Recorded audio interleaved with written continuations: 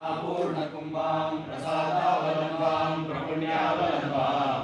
सदा सेन्दुबिम्बां सदा नोष्टबिम्बां भजे शारदाम्बां जस्रमदम्बां कटाक्षे दयाद्रां करे ज्ञानमुद्रां कलाभिर्विनिद्रां कलावैश्वभद्रां पुरस्त्रीं विनिद्रां पुरस्तुङ्गभद्रां भजे शारदाम्बां जस्रमदम्बां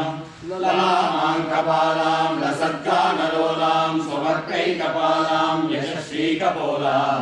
करे त्वक्षमालां कनत्रत्नलोलां भजे शारदाम्बां जस्रमदम्बां सुश्रीमन्तवेणीं वृषानिर्जनयिनीं रमत्कीरवाणीं नमद्वज्रपाणीं सुधामन्तरास्यां मुदाचिन्त्यवेणीं भजे शारदाम्बां जस्रमदम्बां सुशान्तां सुदेहां मृगन्ते गजान्तां लसत्सल्लताङ्गीं अनन्तामचिन्त्यां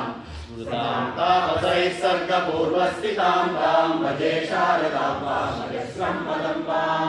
कुरङ्गे तुरङ्गे मृगेन्द्रे खगेन्द्रे मराले मदेरे महोक्षेदिरूढां महत्यां नवम्यां सदा सावरूपां भजे शारदाम्बां जस्रमदम्बां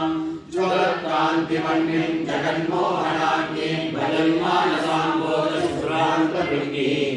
निजस्तोत्रसङ्गीतनृत्यप्रभाङ्गीं भजे शारदाम्बां जस्रमदम्बां भवाम्भोजनेत्रा च सम्पूज्यमानां लसन्मन्दहासप्रभावक्त्रचिह्नां चलं चञ्चलाचारुताटङ्ककर्णां भजे शारदाम्बां जस्रमदम्बां भजे शारदाम्बां जस्रमदम्बां